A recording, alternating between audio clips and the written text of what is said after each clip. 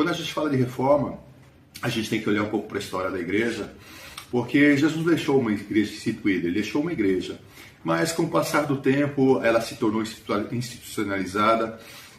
No terceiro século ela se une ao poder temporal do Império Romano e a partir daí então ela começa a ter os seus desvios. Durante esse período muita gente lutou para um retorno às Escrituras.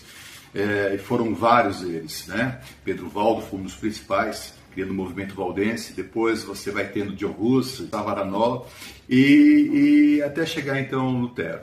Havia na Europa então um poder da igreja que cobrava impostos em todos os reinos, então havia uma crise política, uma crise de fé e Lutero então, um monge augustiniano com o desejo de reformar a igreja católica, ele começa a ler as escrituras e ele encontra ali em Romanos que o justo virá pela fé.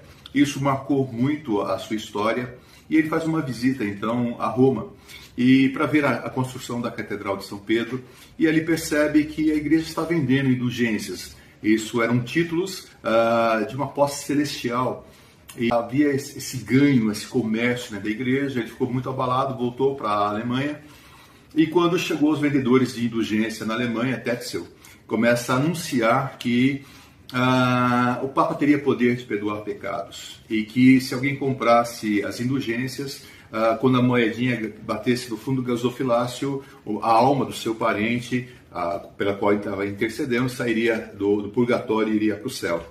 E uma das suas teses, das suas 95 teses, e uma delas, Lutero, diz o seguinte: se o Papa tem poder para tirar uma alma do inferno, que ele faça por amor e não por dinheiro. Então, as 95 teses de Lutero causou um celeuma, uma crise na igreja.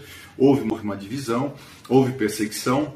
Os reis do norte da Germânia, hoje a Alemanha, foram favoráveis a Lutero, os do sul eram católicos. E aí então houve vários encontros, e em um deles os reis católicos disseram que os luteranos poderiam pregar no norte, mas não poderiam pregar no sul, e os do sul, que eram católicos, poderiam pregar no norte, e houve um grande protesto. Por isso então a questão de protestantes, né? Então os reis do norte e o pessoal cristão ali, luterano, protestaram, então saiu o nome ali de protestantes. Daí então sai a linha, né, a luterana. Depois a gente vai ter uma variação para os calvinistas e os anglicanos, e então nós batistas viemos da igreja de um avivamento, digamos assim, da igreja anglicana.